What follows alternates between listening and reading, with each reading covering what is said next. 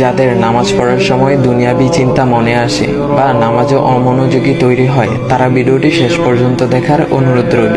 হযরত আলী রাদিয়াল্লাহু তাআলা আনহুর কাছে একজন ব্যক্তি এসেছে। তখন লোকটা বলল, হুজুর, আমার নামাজে মন বসে না। নামাজে দাঁড়ালে আমার দুনিয়াবি নানা চিন্তা আসে। হুজুর, আমার এই নামাজ কি আল্লাহ তাআলা কবুল করবেন? তখন হযরত আলী রাদিয়াল্লাহু তাআলা আনহা বলেছেন, না, তোমার নামাজ কবুল হবে না। তখন লোকটা মনে অনেক কষ্ট নিয়ে চলে যাচ্ছেন। এমন সময় রাসূল সাল্লাল্লাহু আলাইহি ওয়াসাল্লাম এসে হযরত আলী রাদিয়াল্লাহু তাআলা আনহুকে জিজ্ঞাসা করলেন, ইয়া আলী, আপনার কাছে লোকটা কেন এসেছিল? এসে দেখি মন খারাপ করে চলে গেল। কেন, কি হয়েছে আমাকে বলুন। তখন আলী রাদিয়াল্লাহু তাআলা আনহু বলেন, তিনি আমার কাছে জানতে এসেছেন যে নামাজে দুনিয়াবি চিন্তা আসলে নামাজ হবে কিনা। আমি বলেছি, না, তোমার নামাজ কবুল হবে না। রাসূল সাল্লাল্লাহু আলাইহি ওয়াসাল্লাম তখন বলেন, ইয়া আলী, আপনাকে আমি একটা চাদর উপহার দিতে চাই, তবে একটা শর্ত আছে। আলী রাদিয়াল্লাহু তাআলা আনহু খুশি হয়ে বলেন, ইয়া রাসূলুল্লাহ, কি শর্ত তা বলুন, আমি আপনার সকল শর্ত মেনে নিব।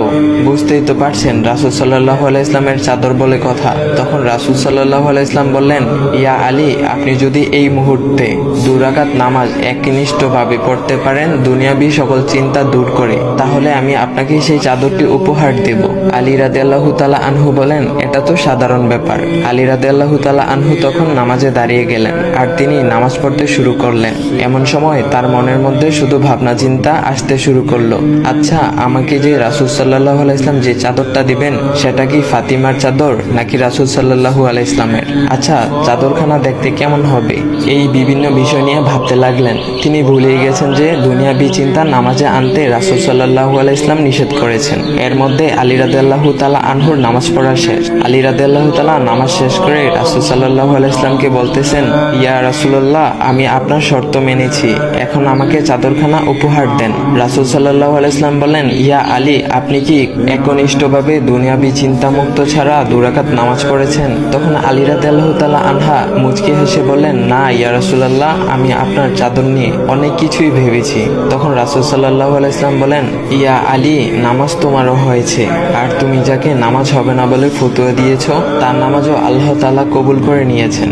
শোনো আলী, দুনিয়াবি চিন্তা দ্বারা নামাজ বাতিল হয় না, নামাজ মহান আল্লাহ তাআলা কবুল করে নেন। সকল ফরজ নিয়ম কানুন মেনে নামাজ পড়লে নামাজ হবে ইনশাল্লাহ। তবে আমাদের সকলের উচিত নামাজ আদায় করার সময় একমাত্র আল্লাহকে স্মরণ করে নামাজ আদায় করা। নামাজে দাঁড়ালে দুনিয়াবি চিন্তা মাথায় আসে, এটা শয়তানের একটা ফাঁদ। আল্লাহ তাআলা আমাদের সকলকে শয়তানের কুমন্ত্রণা থেকে হেফাজত রাখুক এবং সঠিকভাবে মনোযোগের সাথে নামাজ আদায় করার মতো তৌফিক দান করুক। সবাই বলি আমিন। চাইলে ভিডিওটা আপনি অন্যদের কাছে শেয়ার করতে পারেন, এতে অন্যদের ভুল ভ্রান্তিগুলো দূর হবে।